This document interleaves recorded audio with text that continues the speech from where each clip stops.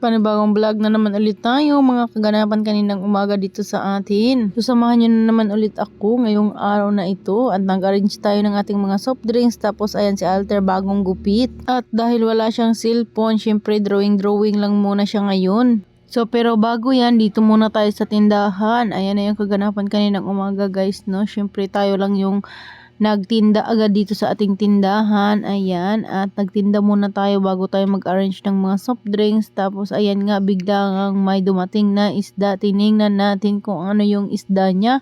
Yung isda niya ay halo-halo, no. Kaya ayan, bumili tayo ng 1.5 kilo, yung pang prito lang, pang almusal namin. So at dahil linggo ngayon, hindi na naman ulit tayo nakapagsimba dahil nga is mayroon tayong mga trabahante dito sa bahay natin dahil nga ay mag-welding sila ng hagdanan papunta doon sa kwarto sa itaas. Kaya ayun, hindi tayo nakapagsimba dahil is mayroon tayong trabahador ngayon.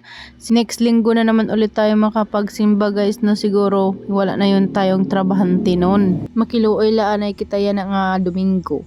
Tapos, ayan, inaantay ko si Mr. Alberto matapos magkayod guys dahil siya yung mag-aasikaso ng ating isda, no. At magsasaing na rin yan siya para nga sa ating tanghalian at saka almusal. Tapos si Alter naman dito sa gilid, pinapainom ko yan siya ng kanyang gatas guys, no. Kaso lang is mainit pa daw. Kaya ayan, nung lumamig na ay ininom niya na agad para ay hindi rin siya kumakain ng kanin guys. Yan lang yung iniinom niya, yung gatas niya lang. So dahil linggo ngayon guys, maaga nagpa-deliver yung ating mga parag-deliver doon sa Yabong guys, no. Parag-deliver doon sa Yabong. Ano yun? How? Kuan.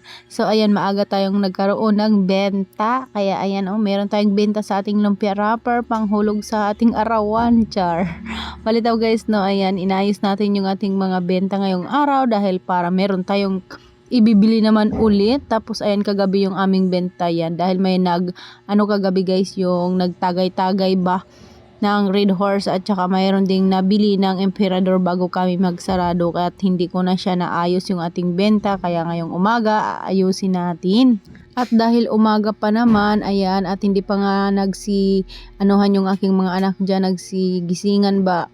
Ayan, at nagtinda muna tayo dito sa ating tindahan.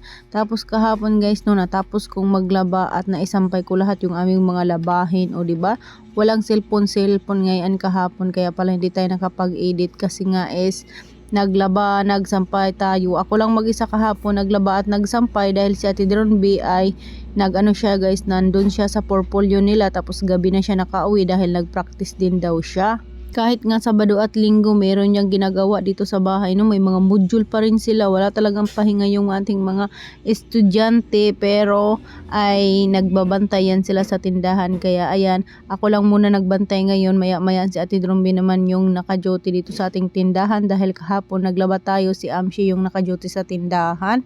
Tapos ayan, tulog pa sila na guys, no, at ginigising ko na nga para nga mag-repack sila ng mga dapat i-repack dito sa ating tindahan dahil wala na tayong mga rinipack na harina at saka sugar at saka ano pa ba yung bigas. Wala na mga rinipack.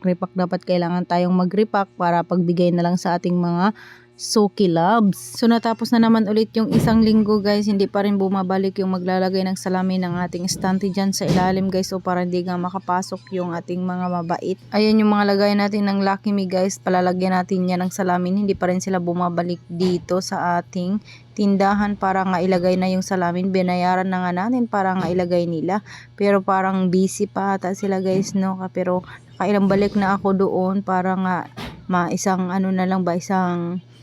bayaran na lang ba guys ba. Kaya pag maglagay na yan sila ng salamin dyan ay ipapaano na rin natin doon yung bintana doon sa baba sa mga kwarto ba ng mga bata. Tapos ayan, balik tayo dito sa ating video. Pagkatapos nga nating maglinis-linis at magwalis-walis, ayan, i-arrange natin yung mga beer dahil kagabi ay may nag-inuman at may bumili ng Red Horse, 2 case, yung maliliit lang na Red Horse ba guys ba. Nagpalamig kami doon sa freezer.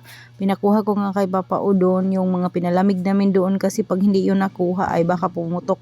Kaya ayan, pinalipat ko dito sa ating chiller. Tapos ayan, at inarrange na nga natin ngayong umaga guys, no, dahil nga ay kagabi hindi natin na rearrange. Tapos yung ating mga paninda naman ay lalagyan natin.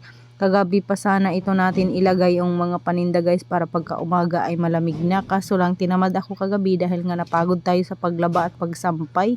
Kaya ayun, hindi ko na-arrange no bago tayo matulog. So ngayon na lang natin tirinabaho. Pero mabilis lang naman yan siya lumabig. Ngayong umaga ko na lang naman yan ilagay. Pero mamaya maya mga tanghalian na ay lalamig na rin yung ating mga soft drinks. Ayan, at habang tayo ay nagpapalamig ng ating mga soft drinks, syempre yung ating mga paninda ay asikasuhin din natin. So ayan nililista ko na yan dyan guys no, yung mga kulang-kulang natin na mga paninda. Katulad ng mga Coca-Cola product, wala na kaming mga mismo na Royal at saka Sprite. Coke na lang yung natira guys no, dahil yun yung Coke yung dinamihan ko kasi yun yung pinakamabenta. Yung Royal at saka Sprite naman ay kunti lang yung kinukuha ko dahil hindi naman yan mabenta. Tapos yung pinakamabenta talaga is yung Mountain Dew at saka Sting. Hindi talaga ako nagpapaubos niyan. Pag nakita ko nga na kunti na lang ay nag-order agad tayo. Tapos meron din tayong binibenta na tokwa dyan yan. Nilalako lang yan dito sa magtataho kaya bumili ako. Tapos kung pwede, kung sino yung may gusto, bibintahan natin. At ayan, nire-restock ko yan dyan sa aming chiller no, kasi hindi naman yan siya naaano dyan. Hindi naman siya mabilis masira ba guys ba. Pero halimbawa yung katulad sa amin pag wala kaming ulam, yan na lang din yung aming inuulam or pinapansahog na lang ba.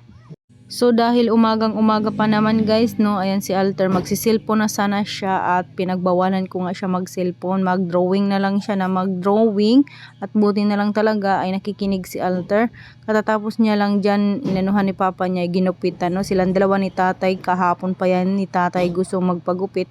Pero ngayon lang talaga na bakante si Papa Udon kaya ayan ginupitan na ni Papa Udon no, dahil is mag Christmas party din para anuhan din yung buhok ni Alter is napakahaba na kasi yung buhok ni Alter.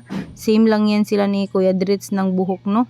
Ayan, at gumanda-ganda naman yung ni Alter, yung pagmumuka niya na nung nagupitan na siya. At saka ayan yung mga dinadrawing niya guys no, ini-imagine niya na lang yung mga napanood niya doon sa cellphone, yung mga ang grandmaha, ayan yung mga dinadrawing yung mga nakikita niya doon sa cellphone, ayan, at dinadrawing niya, ini-imagine niya na lang talaga. Ganyan yung ginagawa ni Alter pag walang cellphone, nagdo-drawing siya. Mahilig yan siyang manood ng mga yung mga Jellies, ayan yung dinadrawing niya, yung may star, tapos yung shark, tapos ang grandmaha, yung ganyan. Ayan yung mga gusto niyang drawingin at panoorin ba. O siya guys, hanggang dito na lang muna yung ating video. Thank you for watching at huwag kalimutan mag-like at mag-share at mag-comment down below. At para baka mamigay tayo, isa ka na ang mga pamaskuhan natin ngayong Pasko. Char, malitaw guys no. Thank you so much. Bye!